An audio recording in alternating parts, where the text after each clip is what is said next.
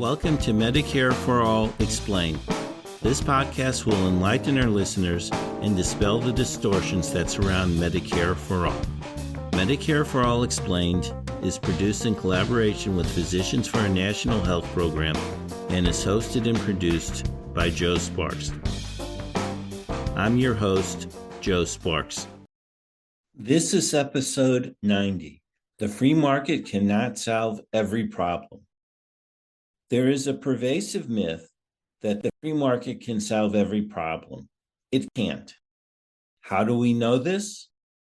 Even economists admit that the free market sometimes fails. They even have a term for it, market failure. While this is not the formal definition of a market failure, I like to define it as when the market fails to deliver the necessary goods and services at affordable prices. The U.S. healthcare system is an obvious case of a market failure. We spend about twice as much as our peer countries for much worse results. We have lower life expectancy, a higher infant mortality rate, and a much higher maternal mortality rate. Healthcare costs causes hundreds of thousands of bankruptcies every year, and 76,000 people die unnecessarily because they can't afford medical care. Yet, I have heard people, especially politicians, ignore these facts and make the argument that when it comes to healthcare, we need to introduce more competition in healthcare to lower prices. Don't believe it. Introducing more free market reforms into the U.S. healthcare system hasn't and won't solve the problems facing it. Free market reforms will just continue to cause the U.S. healthcare system to fail.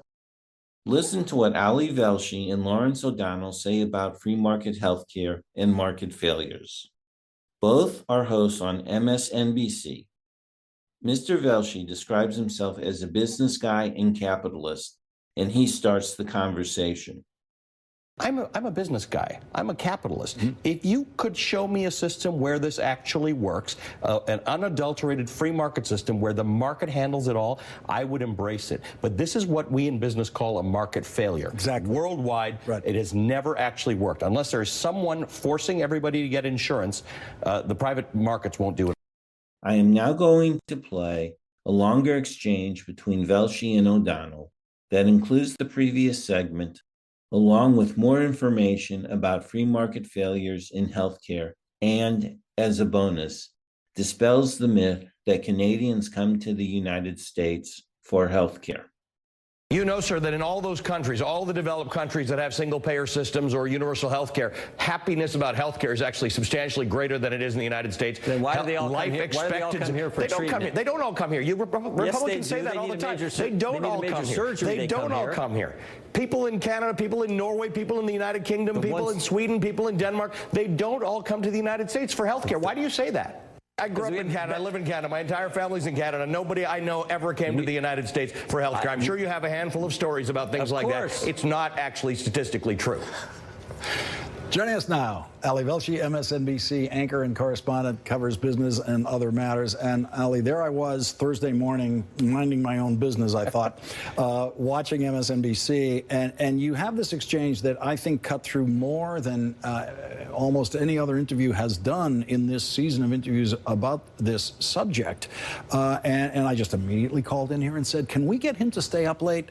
We got to. Always my pleasure, Lawerence. A point you made, having grown up in Canada and knowing that system and looking at this from a global perspective, was to the Republicans has been simply show me one example somewhere in the world that is a free market health insurance, healthcare system. There's no, not on this planet, there's no actual free market health system. And that's because no profit-making company would ever choose to willingly insure a sick person or an old person. They just don't do it. So the only way this works is as a risk pool. Now, the only way to cover as many people as you can with a risk pool is to do what most countries, most modern countries have done, and that is a single-payer healthcare system or a fully mandated system, not even Obamacare, one where it's not a penalty. Everybody has to pay into into it. That's the only way you get young, healthy people to buy into a system that's actually relatively expensive. And over time, it all evens out. There's no such system. There's no rush for people to come to America where healthcare costs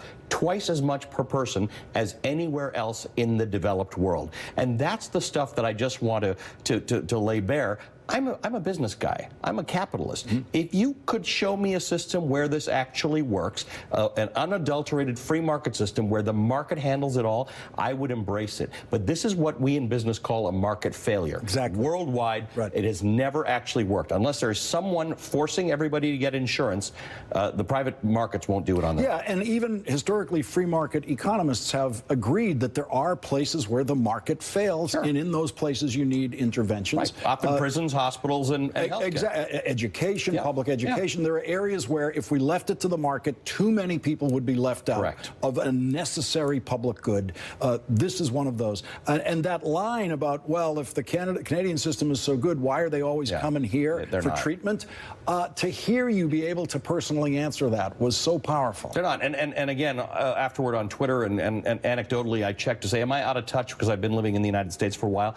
And everybody told me the same thing. No. There are dotting the Canadian-U.S. border in places in Washington State and Michigan and upstate New York. There are MRI clinics, X-ray clinics, things like that, where if you don't want to wait to get your MRI and you're prepared to pay cash for it, you can do that. There's no real medical care that Canadians are coming to the United States for. And certainly when it comes to prescription health, it's the other way around. Americans go to Canada, either online or physically, to get their drugs. So it's not a broken system. I'm not arguing that single-payer healthcare systems solve all problems. They certainly don't.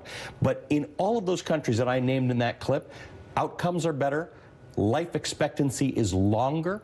Preventative health care is a bigger deal. But preventative health care doesn't work in our insurance model. We pay for services rendered. If you're actually going to denude the system of services that need to be rendered, the system falls apart. Ali Velshi doing great work in this arena. Please be willing to stay up late Always my occasionally. Pleasure. Note, I have included a link to the video in the description of this podcast. So, the next time anyone claims that the free market can solve our healthcare problems, or every problem, do not take them seriously.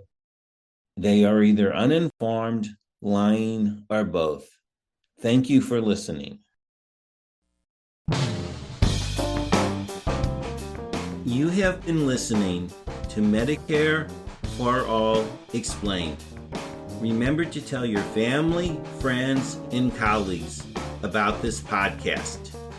Information about Medicare for All Explained can be found at our website, medicareforallexplained.org.